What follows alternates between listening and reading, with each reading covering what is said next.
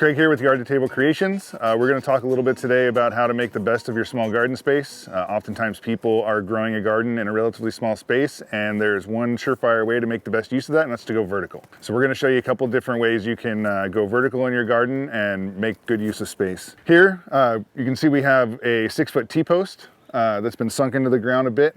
I like these because they're nice and sturdy. Really simple thing here. All we've done is taken, this looks like about 1.5 inch, 2-inch PVC T post. All you're gonna do is slide this through, slide this guy right on top, do the same thing at the other side. Takes you all of about 5 minutes to hook this up, and you've got a nice sturdy trellis that you can put string up on. You can run wire from side to side. These are good for things that are going to get heavy. So if you wanted to trellis up your tomatoes, winter squash, melons, things of that nature that really need that extra support, this is a way to go vertical and make sure you're not going to come out in the middle of the night to it laying on the ground. All right, so there's a bunch of different ways that we can trellis this from here.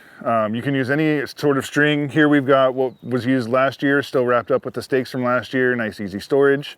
So what we're going to do is we're going to either tie, you can also tie a little loop like we have here. There's a variety of different types of S-hooks and things that we can hang up on this post. And then we're just going to run the string from the top all the way down to one of these stakes. Now this is important. The stake is going to be tied to the end of the string. It's going to keep the string taut, which is going to give the plants the security and the support that it needs to grow up it. I've often found, and this is anecdotal, but I've often found that if I just let the string hang and I don't stake it into the ground, the trees or the plants tend to not want to grab onto it as much, maybe because it's not as secure, it's not providing as rigid of a structure as the plant would like. So I always like to stake them in the ground. So here you can see, we're in sunny San Diego and we have the luxury of being able to grow tomatoes in January.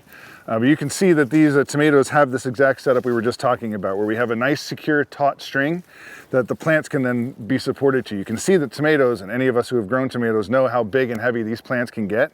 These are small because we're growing them in the winter. In the summertime, obviously, these are going to be giants.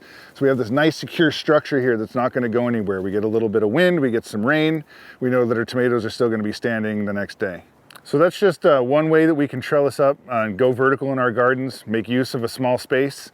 We're going to get into some other ones. We're going to talk about some other ways you can do this, but this is a really quick, cheap, and easy way to trellis up some heavy items and make the best use of your space. If you need more advice on this kind of trellis, let me know. Craig at yardtotablecreations.com. Have a great day.